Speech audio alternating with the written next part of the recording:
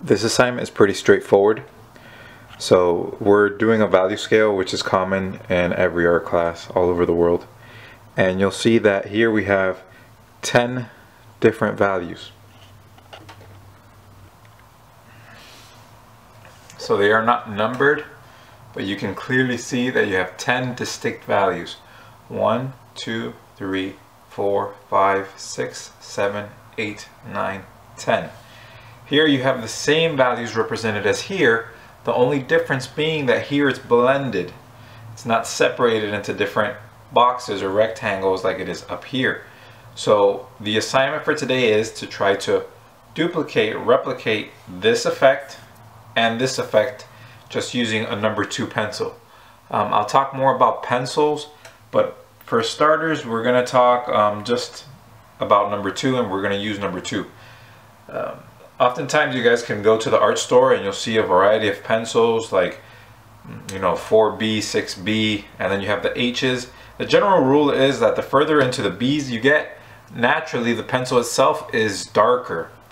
But as far as learning purposes, it's good to train with just one pencil. That way it eliminates the thought process that goes behind whether you're using the correct pencil or not. Like, that's not what you want to be thinking about. All pencils work the same in the sense that you could either hatch and cross hatch to get darker, or you could just apply more pressure. And the best way to train really is just with one pencil and getting the most out of that one pencil. And then you can get the most out of every other pencil. So the most common pencil is number 2, and that's what we're going to use. The first thing that you should do is you should understand how we're going to darken things. So you can go ahead and get a rectangle similar to the one that we're going to copy up here. You could even trace the rectangle if you feel comfortable doing that. Just make sure that this is very light, very light. When we talk about value, we're talking about the darkness or the lightness of something. So if I make this line very dark, it has a value within itself. And that value could be 10, or it could be 1, 2, 3, or whatever. So that's how we're going to refer to the values in this assignment. If I'm talking about a value of 10, I'm talking about this one. If I'm talking about a value of 9, this one, 8, 7, 6, 5, 4, 3, 2, 1. And we're just going to make this rectangle and we're going to split it up into 10 different sections.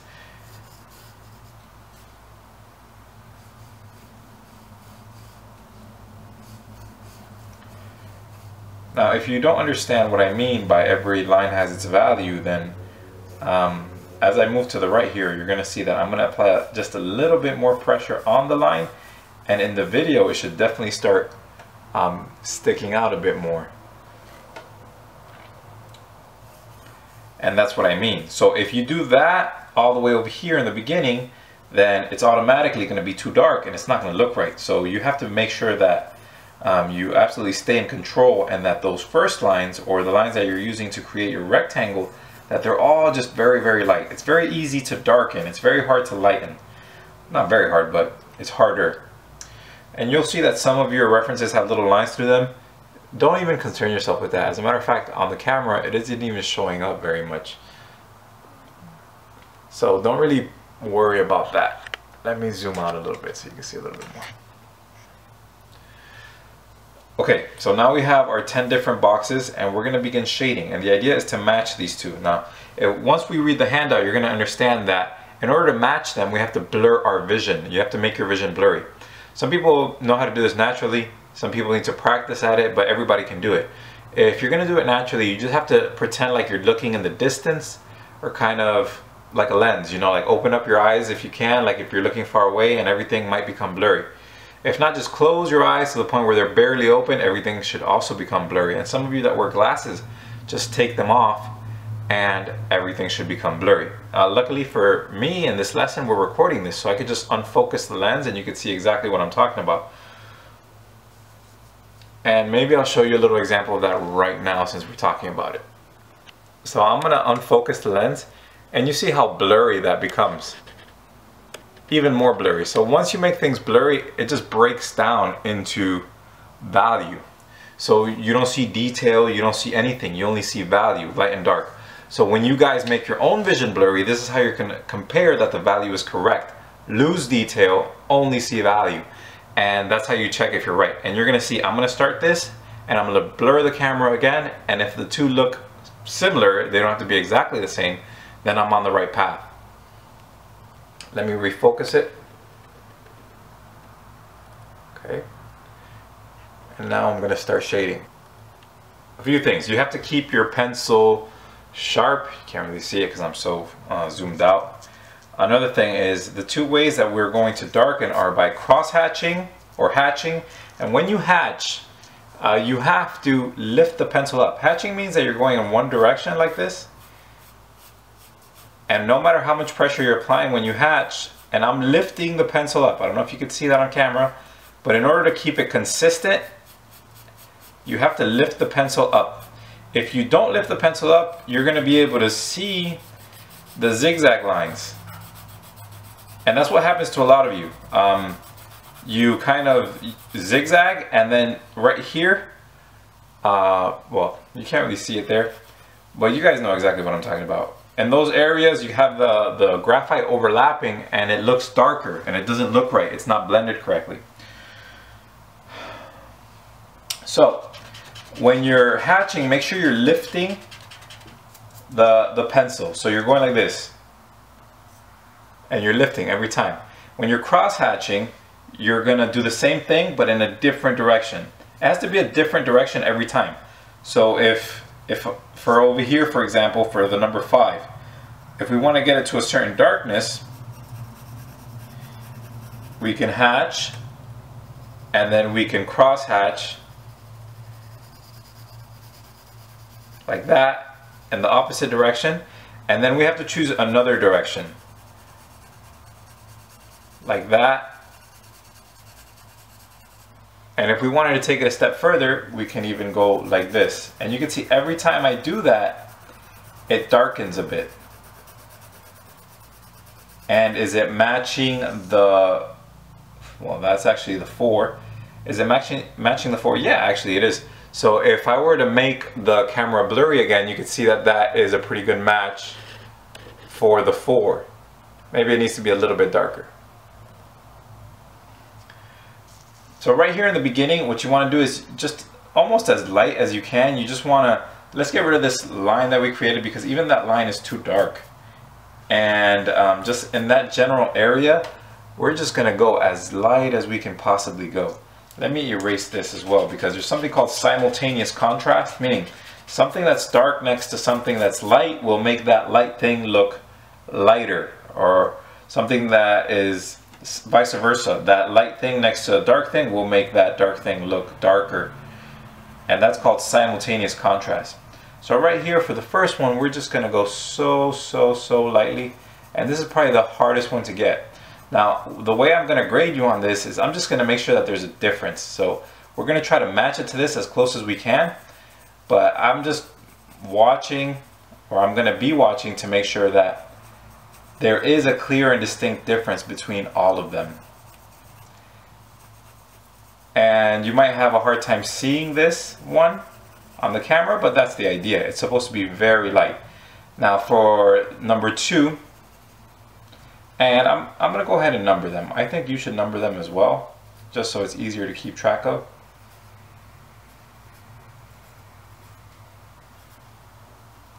And I know that you can't see some of these, but I'll move the paper as I move along.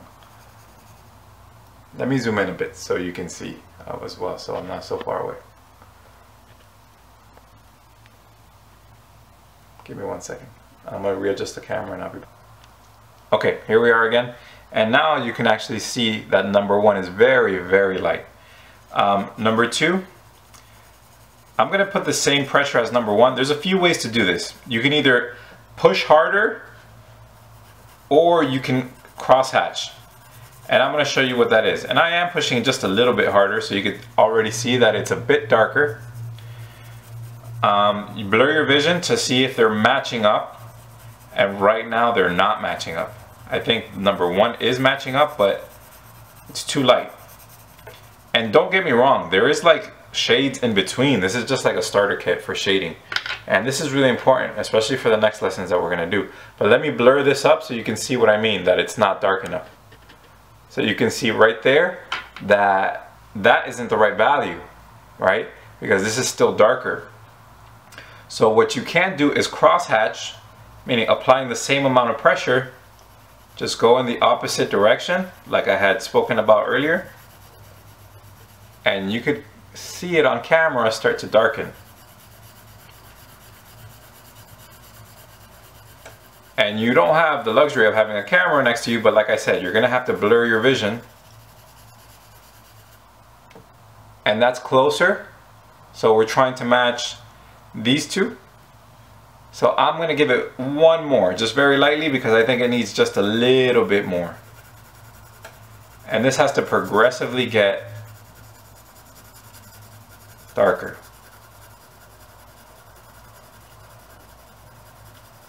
And you can see that it's doing that.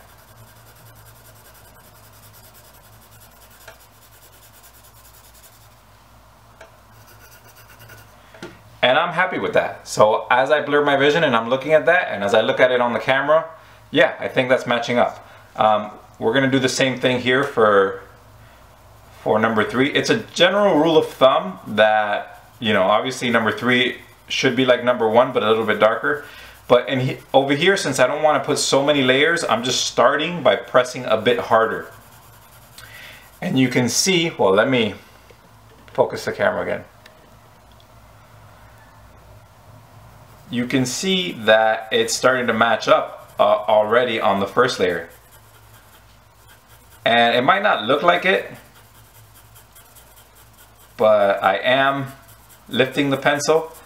Sometimes even I get caught up and I'll zigzag, and that's just not the right way to do it, you know. But it is so fun. So you can see right from the beginning, I'm applying more pressure. That's hard to see. Like, how do you see if somebody's using more strength, you know? But you can see it as the final product. And like I said before, it should just be slightly darker than number 2. So this is cross-hatching when you go in the opposite direction.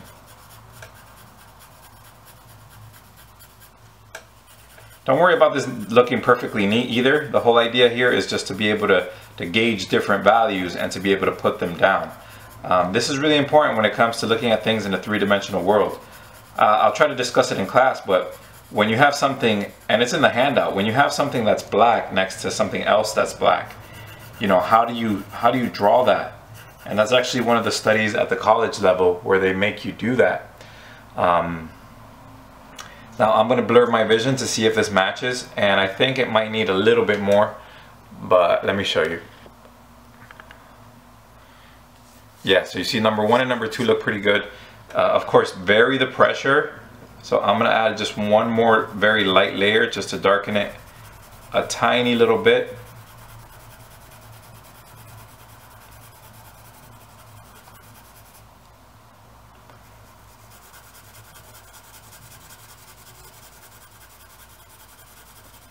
This is all about control, guys, and it takes practice. Like, I'm not gonna lie. I've done this many times, more times than I can remember. Some of you will get it right away. Some of you have done this before. But some of you just be patient with yourself, and you know, just be patient. You'll get it. All right, now we're starting to get to the 4 and the 5. So now you can stop holding back so much as far as the pressure is concerned. So automatically we want to jump to the pressure of 3. So now I'm actually using some strength, you know. Not a lot of strength, because a lot of strength we're going to reserve for the 8, 9, and 10. But I don't want to be wasting time, so I'm going to use some strength. And again, I'm zigzagging. I'm not being a good demonstrator here. So go back to hatching, where I'm lifting the pencil so it blends evenly. And see, the 3 is still a little bit darker. What I like to do, and you know what, you can use the table for this too. Screw it. You're not supposed to, but so be it. I said that we were going to use the easels, but we'll go back to using the easels eventually. See, it's just easier to move it around like this for cross-hatching purposes. So the table is ideal for this. And I'm losing track of my reference, but I am keeping track of number 3. And I know that I want it to be just a little bit darker than number 3. And I think that is a little bit darker. Is it dark enough? As we compare these, what do you guys think? I don't think it's dark enough. So we're gonna go back in and add another layer in a different direction, adding a fair amount more pressure. And you could compare that little bit, and I think that's the right value for number 4.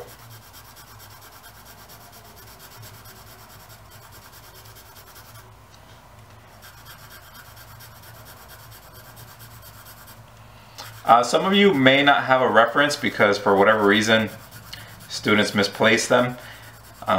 If that's the case, just run through this video and just do what I'm doing, even if you don't have the actual reference.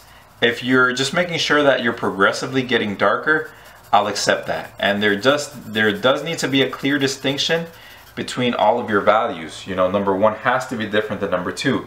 Number 2 has to be different than number 3, so on and so forth. So now I'm gonna blur my vision and compare my 4 to that 4, and I will help you do the same in the video. And you know, I think I could use even one more layer, one very thin layer, not applying a lot of pressure, just to darken it a bit.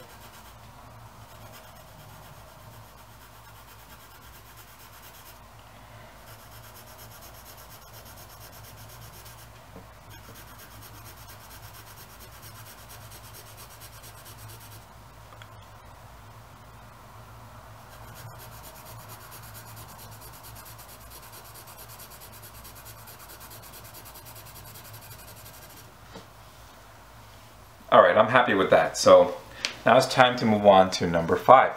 Now for number 5, now we're starting to get into some, you know, serious dark areas. So again, it's important to keep your pencil sharp, because the finer your point is, the more pressure you can apply to it, the darker something will appear. So if I want it to be really dark, I start to shift to use the point. So you might have noticed that I kind of started angling it a little bit more, and that's something that you can do.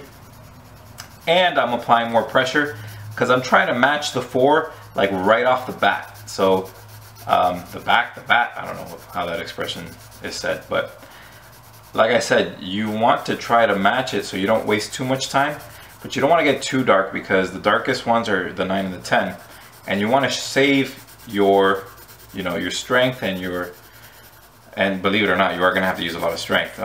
Maybe not a lot, but some. But you want to save it for there. You don't want to get too dark with the 5, but you definitely want to match the 4 so we can go slightly beyond it. And that's not quite matching the 4 yet. I'm just going to turn the paper so I can come at it from a different angle. And again, I'm angling it so I could get a fair amount of pressure. And that might be good right there. So I have to be careful that I'm not going to get too dark, like I just described.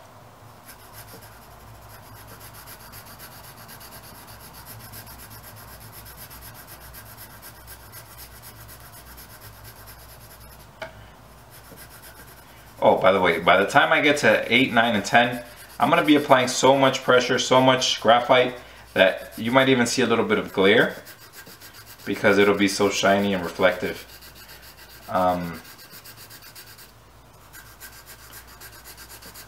So occasionally, even if you're working on the table, you have to hold it up.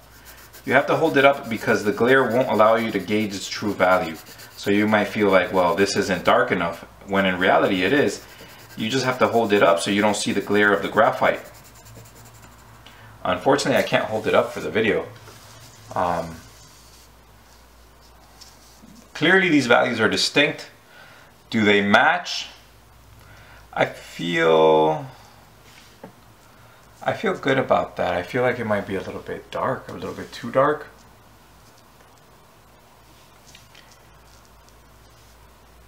but when I blur my vision, they blend. So I'm gonna blur your vision, and you can see that they are indeed blending. Okay, I have to replace the battery, so you might see a slight adjustment in the you know, the angle or whatever. But I'll be right back. Okay, so I'm back, and like I was telling you before, if we blur that, I don't feel 100% with that, but I feel about 80% with that, and I'm gonna roll with that. So I'm gonna move on to the next one, which is number 6. Let me see, maybe I have to adjust this. No, I think that's okay. If you ever do have to adjust it, and I might have to throughout this video, what you want to do is you want to cross hatch with the pencil. One thing that you guys have to understand is sometimes students or even artists will use a stump, which is like a paper stump, to blend.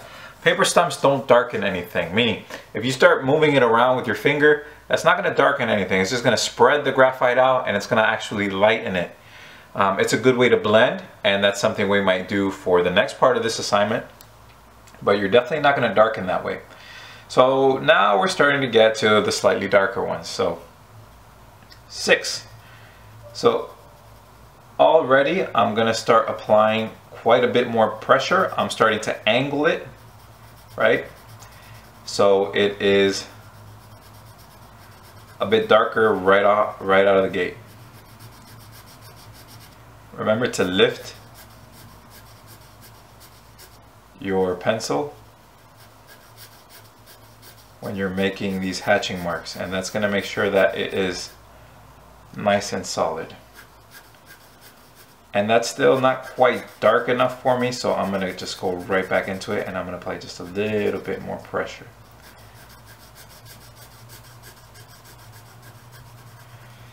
And those pencils, they kind of take care of this for you. You know, they're numbered because, you know, we have numbers here. So you have the 6B, and that kind of gives you a gauge as far as the value. So ideally, if you just grab the pencils and you put the same amount of pressure and you fill in these boxes, it should be darker on its own.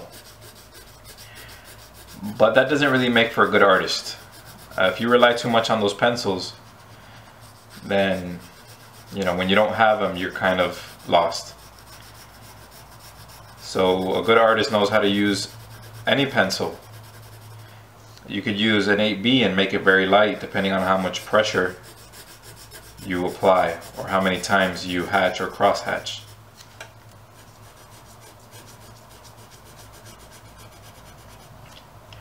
Okay, I feel like we're matching the 5.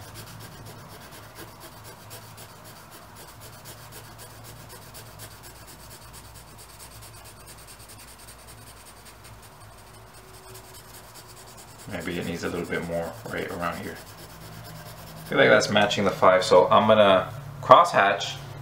Well, it's not matching the 5 now that I look at it on video, but we're gonna get there. I'm gonna cross hatch by turning the paper, and let's just line it up, make sure that we're doing the right one. So we want to be doing this one. So I'm not gonna apply too much pressure now. So I'm just gonna apply a little bit more pressure to try to get it darker than the 5. If I did a lot of pressure, it would be too close to the 7. So again, this is all about control.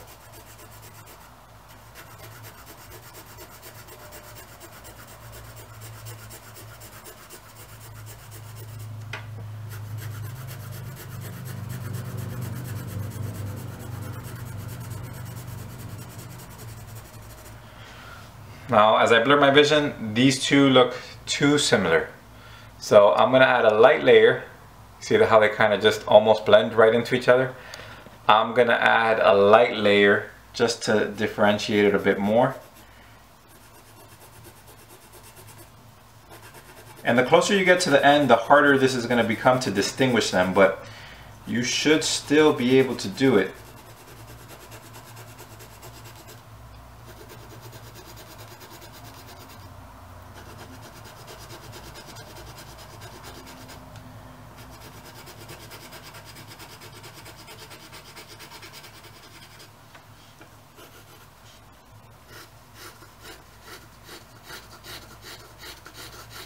Now I'm not applying too much pressure because I don't want it, like I could already see it starting to differentiate, but I don't want to get it too dark. Okay, so it's hard to see that, but you can imagine, and you'll start to experience it yourself. If I were to go in here right now and add a ton of pressure, it would just get way too dark, and that's not where we want to be right now. And I'm happy with that. I think it's maybe a little bit darker than it should be. Like as I compare it to the 7, it seems a bit closer to the 7. Let me see. And I'm blurring my eyes when I do that. So I'm gonna bring it back a little bit. I think I went too far. So just using my eraser, I'm just gonna crosshatch a little bit and just raise a bit of the graphite on. So if adding graphite makes it darker, you know, lifting graphite with an eraser, whatever it is, will make it a bit lighter. Or you could kind of blend it.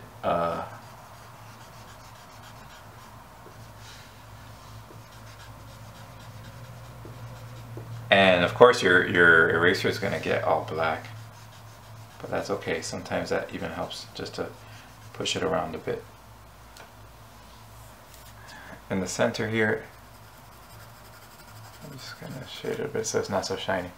Yeah, so that lightened it a bit, and I'm actually much happier with that.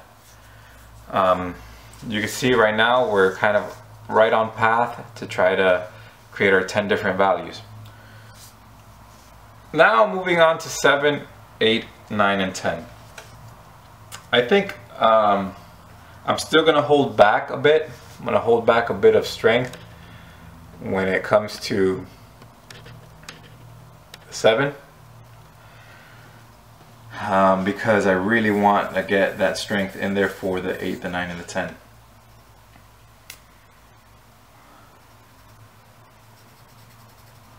But of course you can't hold back completely, so you do have to maybe tilt it a bit more.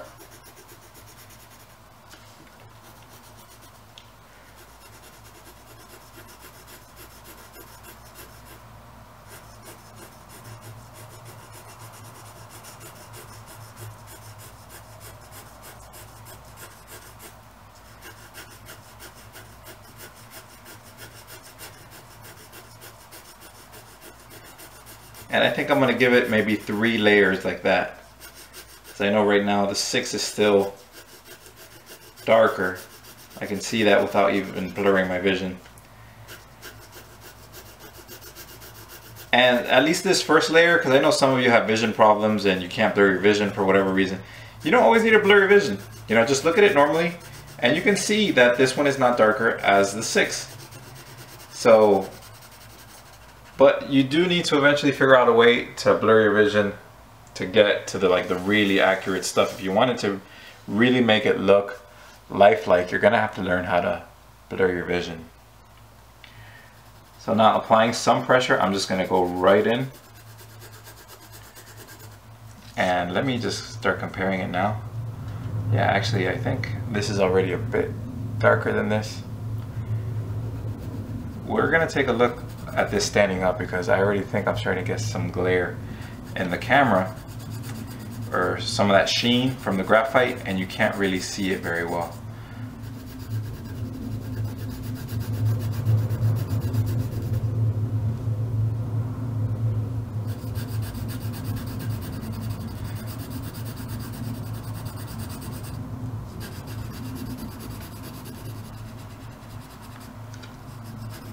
But you know, it's not dark, it's not that much darker than 6. So remember that ultimately what I want to see is that there is a difference.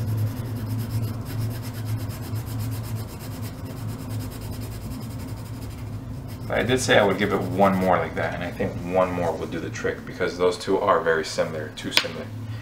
So 1 more, applying a fair amount of pressure, hopefully will do the trick for us.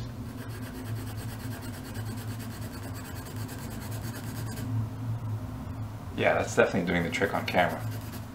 I fear that it may be getting too dark, but I also feel like I had to make it a bit darker because on camera it's not really reflecting how it is. Hopefully the 8, the 9, and the 10, I'll be able to make them considerably darker so you can see a noticeable difference. Okay, now let's just quickly compare. And yeah, that's pretty good. If we just blur, let me see, I'll try to show you everything all at once. You can see it's progressively getting darker. Of course, it's not going to be as black as that ink, you know, but if you can see the steady progression towards it becoming darker, then you're in good shape. The last ones are a bit more complicated, so I'm actually going to try to do them all at once just to make sure that they are different, believe it or not.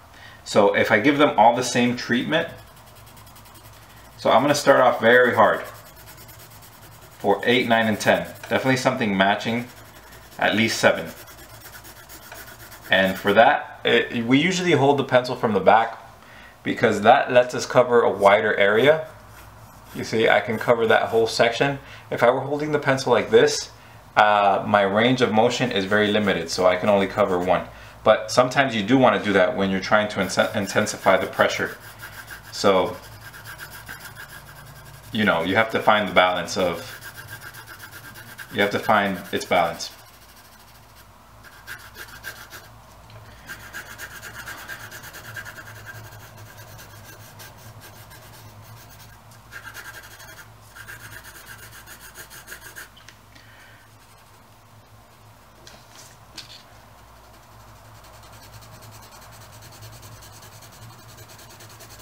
Over here with the 10, you know, don't be shy with the 10.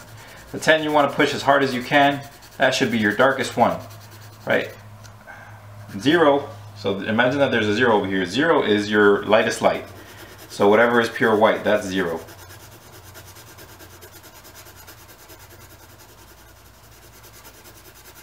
And it usually helps to identify immediately in a drawing what's the darkest area and what's the lightest area. And by identifying those areas, you're going to know how to treat that area. So if you're doing a drawing, you treat that area aggressively if it's like a 10 and you want it to be very dark. And by the way, we are going to be doing some drawings where you're going to have to, you know, understand value and apply it properly.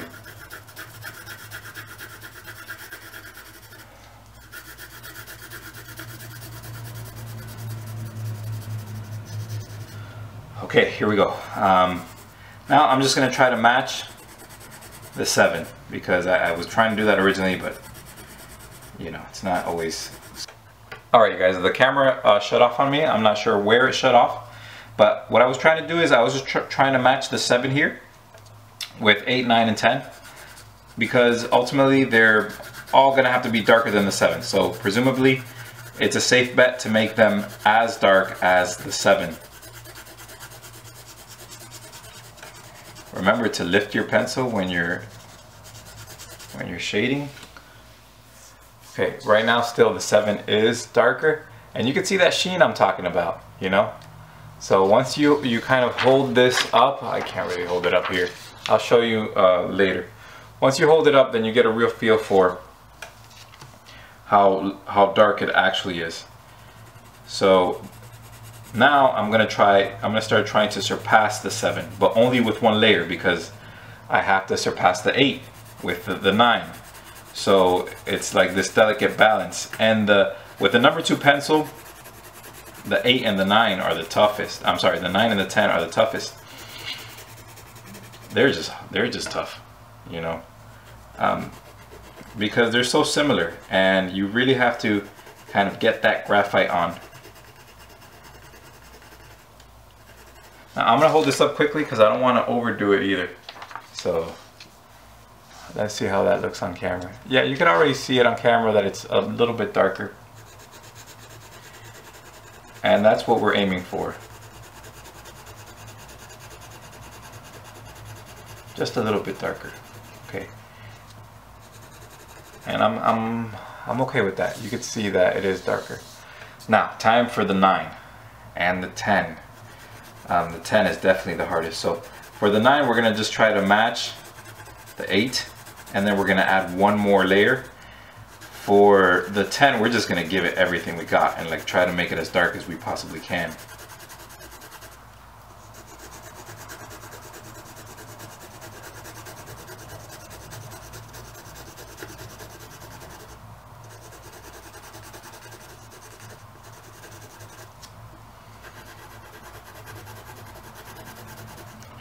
It's pretty straightforward. I'm gonna spend most of the class lecturing,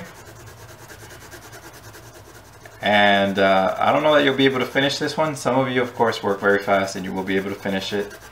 But some of you might need another class. So we might do this on this class, and we'll have one more class. Okay, I think I'm getting close to the 8. Now I'm gonna just apply quite a bit of pressure here to try to surpass. I'm gonna try to surpass the 8. I don't know if you can see it on. Yeah, you can kind of see it on the camera. And then when I do the 10, I'm just, like I said, I'm just gonna give it everything I got.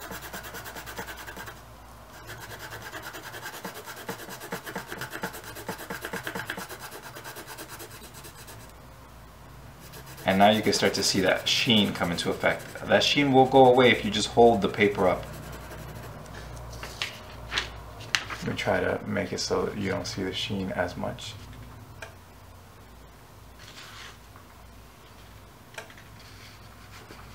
Alright, now I'm going to give the 10 everything I got, and then I'm going to revise it to see if there's anything that I can change. So for the 10, we're just going to like really let it go. And we're going to apply a lot of pressure.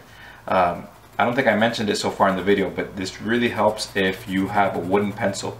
Those of you that like to use the, whatever it's called, the one that clicks with the thin lead, it's very difficult to apply this type of pressure with that. It's not impossible, but it's more difficult. So now I'm giving it, and I'm not even lifting the pencil for number 10. I'm just like really applying a lot of pressure, hoping that my lead doesn't break, and that even then that's still not enough. So once we're done with that, we're going to turn it, and we're going to do the same thing, but we're going to do it on the opposite side. So we're cross hatching, just applying a lot of pressure, letting it really have it, trying to build up that graphite.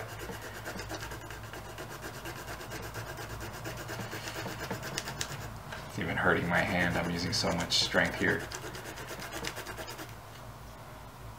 And you can't see it right now because it's just all beat up and because of the sheen, but I'll be sure to show you holding this up so the sheen doesn't affect it as much or at all.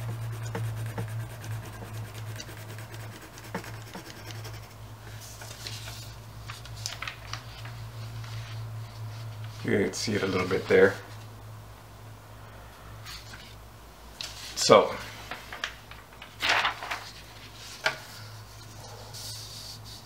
when I look at this, even on camera, I feel like this one isn't dark enough.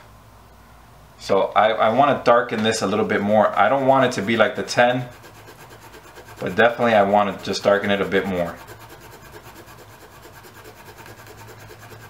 And of course it's hard to tell, but it's supposed to be hard to tell the difference between 9 and 10. And it's even harder to tell on camera.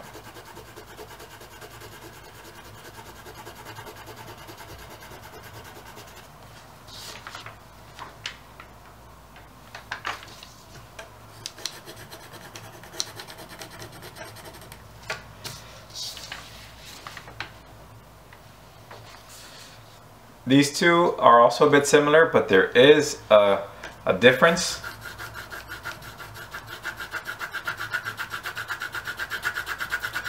So I'm not gonna fuss too much. There, you can see the difference there. For whatever reason, it's lined up pretty well. And you can see that they're all clearly different. Starting with 1, 2, 3, 4, 5, 6, 7, 8, 9, and 10. Cool. So I kind of beat the paper up but at least you were able to see the value scale. If you match it up here, it's not a bad match. Of course, we're not using ink, so it's not going to be as black, but the values are slowly darkening. And if you blur your vision, is a good way to compare. Again, we're not using black, so, or an 8B. Like an 8B would get really dark. Let's see if I can make this any darker.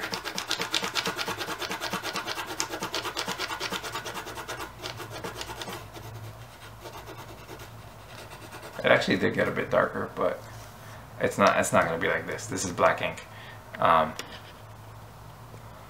So what I want to see from you guys is just that they're clearly different and slowly getting darker. So I want to see 10 different shades that resemble this. They don't have to be exactly the same, but it has to be close, right? So when you blur your vision, it definitely has to be matching up.